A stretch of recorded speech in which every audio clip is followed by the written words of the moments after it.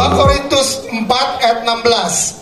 Sebab itu kami tidak tawar hati, tetapi meskipun manusia lahiriah kami semakin merosot. Manusia lahiriah, lihat, manusia lahiriah artinya apa? Badan, pikiran, perasaan itu makin hari makin merosot. Teruskan. Namun manusia batiniah kami dibaharui dari sehari ke sehari. Manusia batiniah itu adalah roh. Kita ini punya roh. Halo, bilang, kamu makhluk roh. Bilang aja. Tujuh, kamu makhluk roh. Kalau saudara cuma makhluk badan, itu namanya binatang. Oke? Kita ini nafasnya Tuhan. Coba katakan, kamu tuh nafasnya Tuhan. Gak ngerti. Gini. Coba buka Kejadian 2 ayat 7. Sini, supaya kelihatan ya. Saya mau jelaskan supaya saudara ngerti. Coba baca dulu Kejadian 2 ayat 7. Perhatikan baik-baik. Kejadian 2 ayat 7. Kejadian 2 ayat yang ke-7. Ketika itulah Tuhan membentuk manusia itu dari debu tanah. Dari apa? Manusia dari debu tanah. Waktu dibentuk, hidup enggak? Halo, hidup enggak? Masih debu tanah. Terus kan? Dan menghembuskan nafas hidup ke dalam hidungnya. Nih, nefes hayat. Roh Tuhan dimasukin. Terus demikianlah manusia itu menjadi makhluk yang hidup. Ketika dihembuskan, jadilah makhluk hidup yang punya tubuh, jiwa, pikiran, perasaan, dan roh. Roh siapa? Roh manusia itu yang bersama-sama dengan roh Tuhan. Lihat saya, memang agak susah sedikit tapi nggak apa-apa ya. Ditiup. Yang ditiup itu adalah roh Tuhan. Ketika roh Tuhan masuk dalam tubuh kita, jadilah makhluk hidup, yaitu ada tubuh, jiwa, dan roh manusia yang gandengan dengan Tuhan. Yang apa? Gandengan dengan Tuhan. So perhatikan baik-baik. Berarti waktu Adam hidup, ada badannya nggak? Ada nggak? Saudara bingung ya? Adam hidup tuh tembus pandang ataukah real ada badannya? Oke. Punya pikiran? Saya pinjam 3 orang. Dedi, Dodi, Niko, cepat Niko. Satu lagi siapa? Rian. Cepat Rian sini. Lihat ya. Atau jangan. Satu perempuan aja. Eli sini ya. Pinjam Eli. Perhatikan baik-baik ya. Coba. Lihat ya. Saya mau nanya sama saudara. Sebelum Adam jatuh, Adam tuh punya badan nggak? Halo. Kelihatan.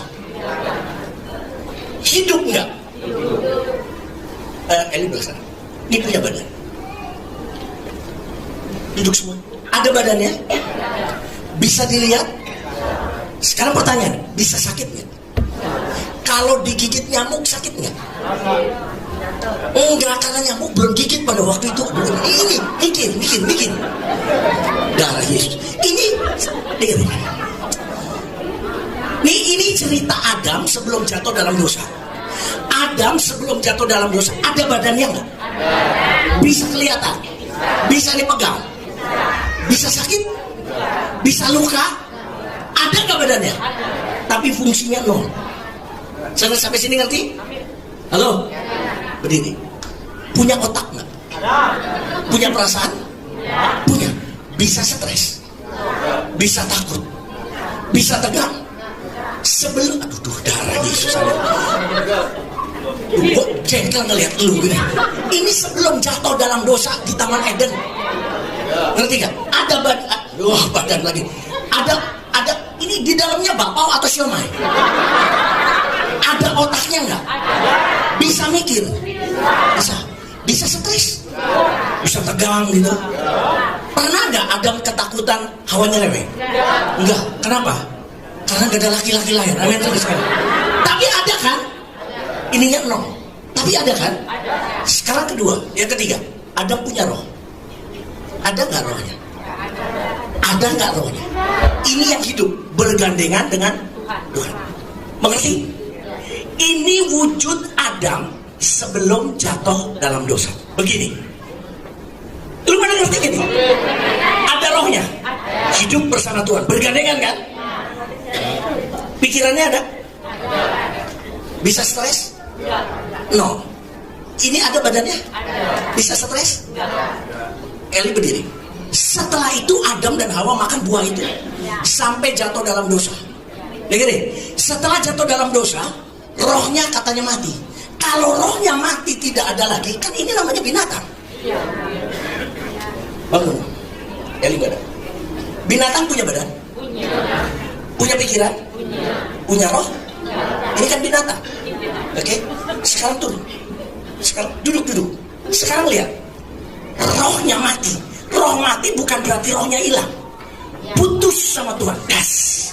Saya bisa ngerti? Karena rohnya putus sama Tuhan, dia sampai posisi 0. Oke? Ininya naik. Mulai takut nggak? Lu pada ngerti nggak nih? Ini belajar begini mahal ini. Bisa sakit nggak? Bisa keluar keringat? Bisa stres? Rohnya mati. Ada nggak rohnya? Roh apa? Roh manusia. Sampai sini jelas? Inilah manusia yang belum percaya Yesus. Kafir, kita semua begini. Sampai sini jelas? Oke, good. Suatu ketika orang ini percaya Yesus. Ketika dia percaya Yesus, lihat ya, menjadi satu roh. Hidup lagi. Pegang. 1 Korintus 6 ayat 19. Dengerin baik-baik ya. Dengerin baik-baik. Coba. 1 Korintus 6 ayat yang ke-17. Cepet dong. 1 Korintus 6 ayat 17. Tetapi siapa yang mengikatkan dirinya pada Tuhan, percaya sama Yesus, lihat sini. Percaya sama Yesus, terus kan menjadi satu roh dengan Yesus, dia jadi hidup. Saya mau nanya, ininya turun nggak? Setelah percaya Yesus, apakah digebuk nggak sakit? Sok sama sini saya. Setelah saudara percaya Yesus, apa nggak stres lagi? Stresnya tetap. So bisa ngerti? Nah, ya keren. Bisa sakit. Sekarang rohnya udah naik kan? Nah, dengarkan baik-baik. Iblis pengen dia jatuh. Pengen Eli turun. Begitu, pengen begitu. Tapi nggak bisa. Kenapa? Berdiri. Karena bergandengan sama saya. Mudah. Karena nggak bisa nyerang ini, serang ini. Ketika nyerang ini, 2 lawan 1, menang mana? 2. Saya bisa ngerti kan? Makanya bisa jadi kendor, bisa jadi loyo. Lu pernah ngerti gak nih? Ngerti kan? Tujuannya supaya dia nih merosot, supaya dia nih putus. Gak bisa, dia terikat sama Tuhan. Kecuali orang ini melepaskan dan mengikuti aliran setan. Saudara perhatikan. Nah, karena nyerang ini gak bisa, yang diserang sini. Badannya sakit, pikirannya tegang. Supaya apa? Supaya ininya ketarik. Contoh, saudara mau ke gereja. Ketika ke gereja, saudara ribut. Suami istri ribut gara-gara sepatu. Istrinya udah bilang sama pembantunya, besok siapin sepatu coklat. Ternyata pembantu gak nyiapin. Gitu kan. Suaminya bilang, sudahlah ganti aja yang hitam. Gua udah bilang kan yang coklat segala macam. Ya sudah hitam. Lu malah ngebelain si Ina. Ada apa sama Ina? Kan gitu kan. Lalu suaminya bilang, saya gak ada apa-apa sama Ina. Ada aja sama Iem. Ngerti gak sekarang? Nah, ketika masalah itu terjadi, lihat saya. Kena ini, atau kena itu. Darah Yesus. Ketika masalah stres, pikiran tegang, itu kena badan, kena pikiran, atau kena roh? Kena ini. Betul kan? Kena ini kan gak kena. Tetapi karena ininya berat, ininya ketarik. Besoknya gak jadi ke gereja. Bukan saudara, saya juga ngalamin begitu. Kena bagian sini. Ngerti loh sekalian? Saudara dengarkan, saudara udah ke gereja. Ternyata anak saudara sakit, berdoa gak sembuh-sembuh. Saudara kecewa sama Tuhan. Ngerti loh sekalian? Kan sebenarnya sakit kenanya di sini. Yang lahiriah, yang roh enggak kan? Tapi karena ini 2, ini ketarik. Sekarang gimana supaya rohmu menyala-nyala? Yang ini mesti naik. Halo? Kalau ini naik, lu seberapapun gak bisa narik ini. Ini harus naik, ininya harus kuat. Gimana dia bisa kuat? Kasih makan, kasih vitamin. Kalau dikasih makan, kasih vitamin, ini naik. Makin tinggi kan? Sekarang masalah kena ini akan tetap kuat. Tidak akan mundur. Bisa ngerti nih? Kalau nggak ngerti lagi, udah. Bohwat, apa? Bukan bohwat apa? Bolui lah. Saya bisa ngerti. Ininya mesti kuat. Caranya dikasih dikasih vitamin. Ini kalau ini dikasih makan, kasih vitamin, ini narik nggak akan kena. Ininya yang kalah. Bisa ngerti maksud saya? Nah, makanannya apa? Yohanes 4 ayat 34. Oke, terima kasih El semuanya. Udah biarin aja lu. Yohanes 4 ayat 34. Cepat. Yohanes 4 ayat 34, demikian firman Tuhan. Kata Yesus kepada mereka, makananku ialah melakukan. Apa? Ialah melakukan. Gue sebelumnya apa? Makananku. Kunya siapa? Yesus. Kunya siapa? Yesus mana? Yesus apanya?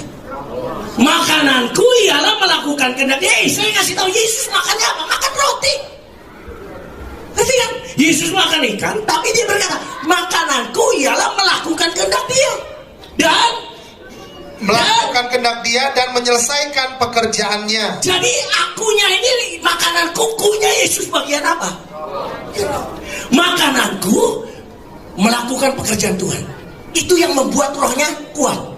Menyelesaikan pekerjaan Tuhan, melakukan kehendak Tuhan. Semua bilang amin. Itu yang membuat akhirnya dia kuat.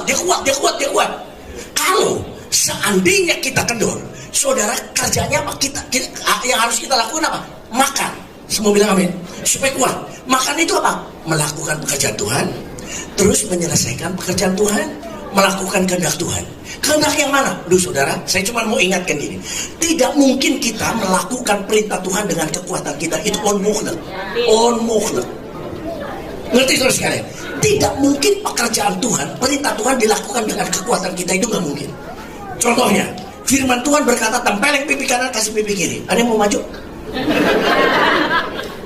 Ngerti terus sekalian? Dan Alkitab berkata tidak boleh membalas, harus mengampuni 70 kali 7. Itu perintah. Saudara sanggup? Saudara berkata, Tuhan, mana mungkin gua sanggup? Saya tidak penting saudara sanggup apa enggak, yang penting mau apa enggak. Halo? Makanya kalau seandainya seseorang makan kehendak Tuhan, saudara, rohnya makin kuat. Kalau rohnya makin kuat, rohnya yang merintah. Oke, kita tutup ayatnya. Mazmur 42 deh. Mazmur 42 ayat yang ke-12. Mengapa engkau tertekan, hai jiwaku? Jiwa, dengerin ya, jiwa, pikiran, kenapa kamu tertekan? Teruskan. Dan mengapa engkau gelisah di dalam diriku? Dalam diriku, dalam apa? Gini bahasa saya. Mengapa kamu tertekan, hai jiwa? Kenapa kamu tertekan? Kenapa kamu gelisah dalam badanmu ini? Ngerti terus sekalian? Kenapa kamu gelisah? Kenapa kamu tertekan di dalam badan kamu itu? Terus kan? Berharaplah kepada Tuhan, sebab aku bersyukur lagi kepada Tuhan. Nangkap ya? Ketika rohnya kuat dia ngomong, jiwa, goblok lu, kenapa lu stres? Kan gitu kan? Jiwa, kenapa kamu tertekan di dalam tubuh ini? Ayo mengucap syukur. Aku mengucap syukur. Janganlah kerajinanmu, ulang, janganlah kerajinanmu kendor.